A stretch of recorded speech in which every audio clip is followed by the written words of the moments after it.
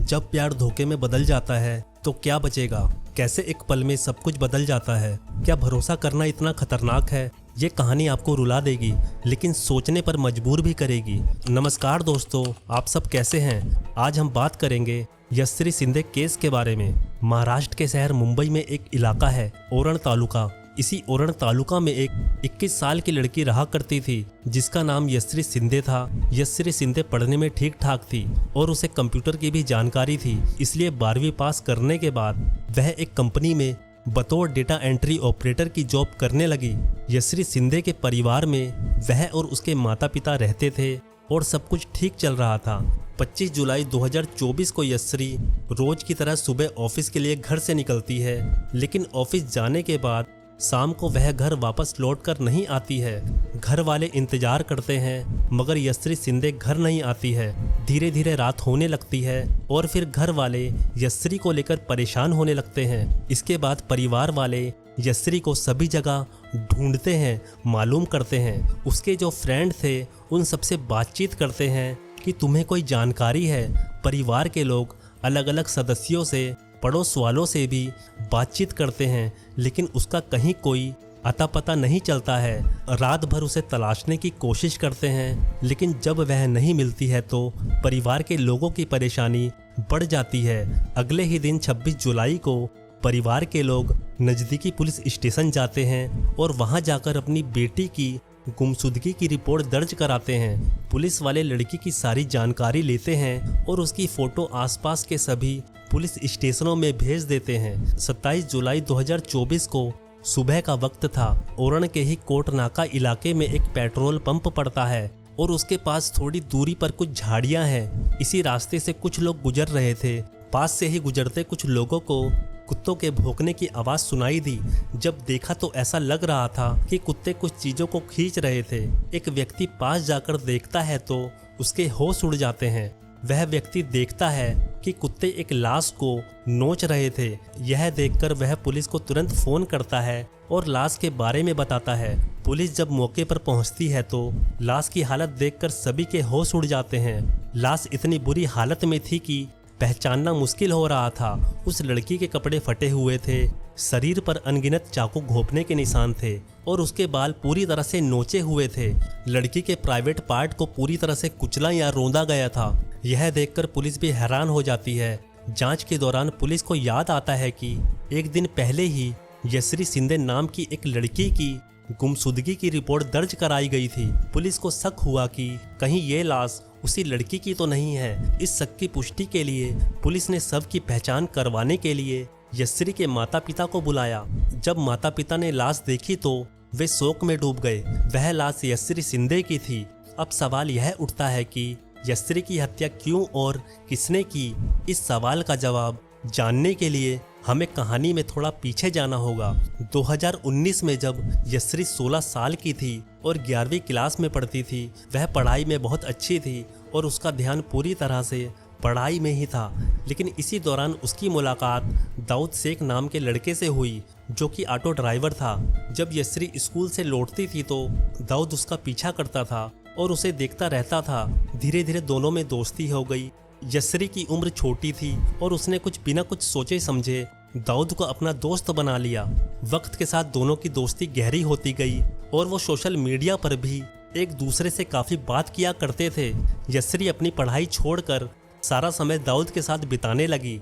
जब ये सब यशस्वी के माता पिता को पता चला तो उनको ये बिल्कुल पसंद नहीं आया कि उनकी बेटी इतनी कम उम्र में इस तरह की चीज़ों में उलझ जाए। उन्होंने अपनी बेटी को समझाने की कोशिश की कि उसे इन सब चीज़ों से दूर रहना चाहिए और पढ़ाई पर ध्यान देना चाहिए, लेकिन यशस्वी ने माता पिता की बातों पर ध्यान नहीं दिया। आखिरकार परेशान होकर यशस्वी के परिवार ने नज़दीकी पुलिस स्टेशन में दाऊद के खिलाफ शिकायत दर्ज कराई। उन्होंने बताया कि दाऊद शेख नाम का एक ड्राइवर बार बार उनकी लड़की को परेशान करता है।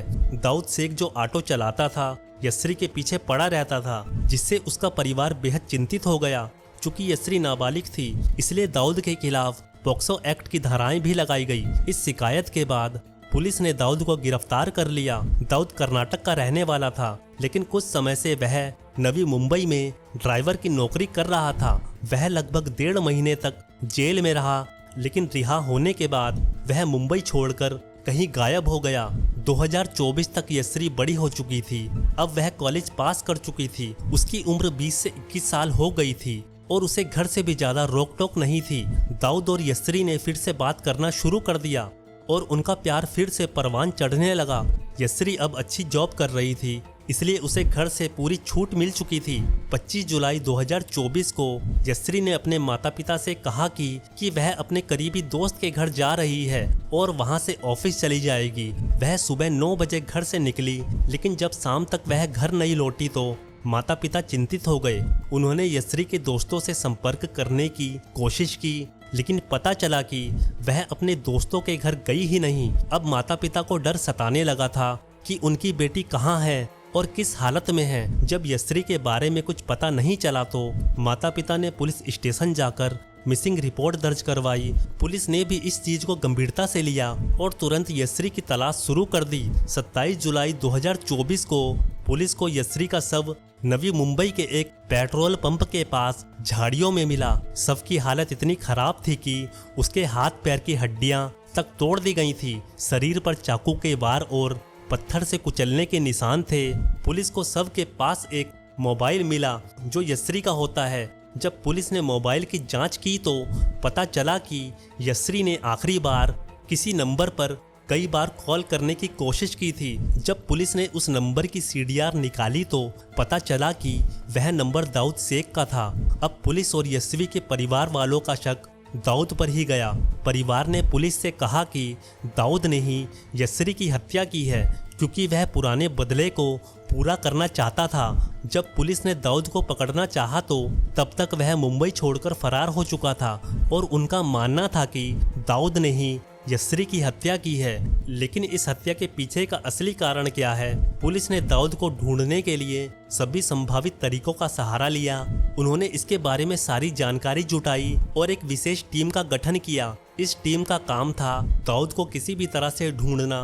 पुलिस ने CCTV फुटेज खंगाले, लोगों से पूछताछ की और उसके मोबाइल की लोकेशन ट्रैक करने की कोशिश की। आखिरकार 30 जुलाई 2024 को पुलिस को बड़ी सफलता मिली। उन्हें जानकारी मिली कि दाऊद शेख कर्नाटक के गुलबर्गा जिले में शाहपुर की पहाड़ियों में छिपा हुआ है। पुलिस ने तुरंत कार्यवाही की और सुबह 5 बजे के करीब दाऊद को गिरफ्तार कर लिया। यस्री की लाश 27 जुलाई को मिली थी और उसके 3 दिन बाद ही पुलिस ने दाऊद को गिरफ्तार कर लिया। पुलिस उसे गिरफ्तार कर मुंबई थाने लाती है और उससे पूछताछ करती है। पहले तो वह सवालों को टालने की कोशिश करता है, लेकिन पुलिस की सख्ती के आगे आखिरकार वह टूट जाता है। दाऊद कबूल करता है कि उसने ही यस्री की हत्या की थी।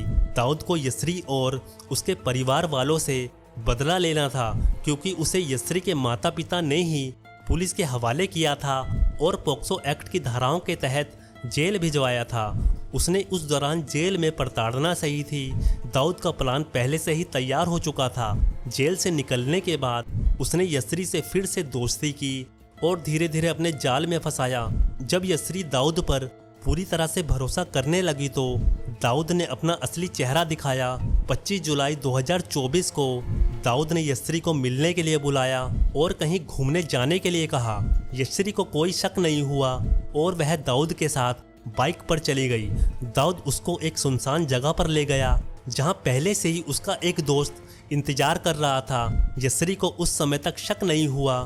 जब दाऊद ने उसे अकेली देखकर उसके साथ जोर जबरदस्ती की, तब उसे समझ आया कि वह एक बड़ी मुसीबत में फंस चुकी थी।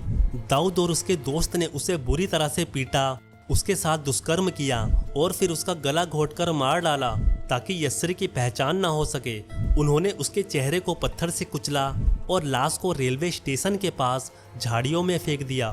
दरअसल दाऊद के पास यस्री की कुछ पुरानी प्राइवेट तस्वीरें थी, जिन्हें अक्सर सोशल मीडिया पर डाल देने की धमकी देकर वो रास्त्री को ब्लैकमेल करता था। इस वारदात से पहले भी दाऊद ने उसे खुद से मिलने के लिए बुलाया था, लेकिन वो इसके लिए तैयार नहीं हो रही थी और तब दाऊद ने ही यह हथकंडा आजमाया।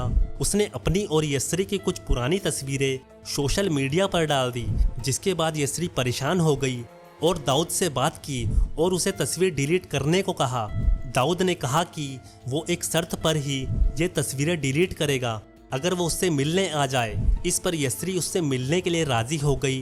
दाऊद और उसके दोस्त ने जिस बेरहमी से यस्री की हत्या की वह न केवल हैरान करने वाली थी बल्कि समाज को भी झकझोर देने वाली थी।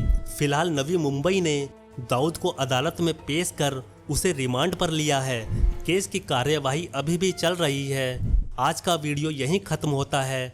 इस वीडियो को लाइक और शेयर करें। यदि आपने अभी तक हमारे इस चैनल को सब्सक्राइब नहीं किया है तो अभी कर लें।